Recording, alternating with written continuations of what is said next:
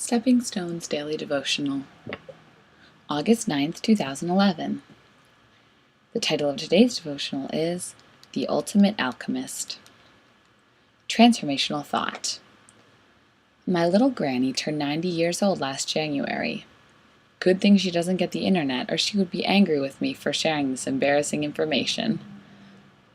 One thing I love about her is she still gets the Russian Orthodox Church, where I was baptized as an infant, twice a month to crank out 6,000 pierogies with her gnarled hands, rheumatoid misshaped hands.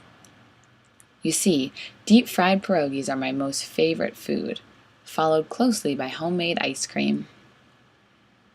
My granny is the dough master. For you non-cooks, the dough master has the most physically grueling task when making pierogies. Granny keeps waiting for some young buck to learn her secret before she dies, but none of the younger women have the stamina to do what 90-year-old Granny cranks out. Pierogies are a classic example of the final product being way better than the sum of the ingredients, and it's because of the talent of the cook. Think about alchemy, the ancient practice of combining something common, cheap, and transforming it into something of value. One who practices alchemy is called an alchemist.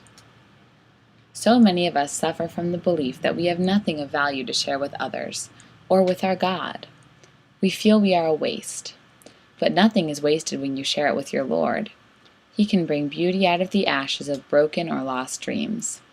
He can turn the darkness of your worst failures into bright beauty and hope. He can glean joy out of sorrow, peace out of adversity. Your God, the Master Chef, delights in blending His love, grace, and forgiveness with our pride, sin, and failures. He transforms His children from sinful wretches into wonderful disciples. Today, bring your sorrow, sadness, and brokenness to God. Release them into His care and keeping. He will not only heal your brokenness, He will give you a new dream, one that is in perfect harmony with His plans for you. To do this, give up one of your needs and instead depend on His promises.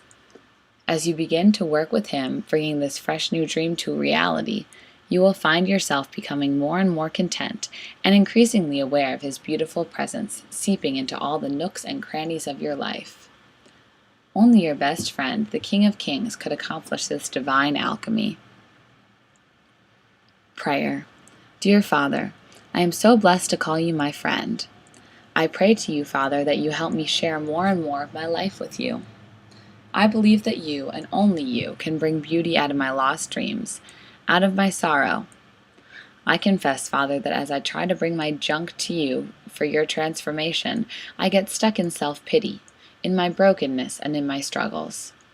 Help me bring all these things to you so you can place a crown on me, a crown of beauty instead of a crown of ashes.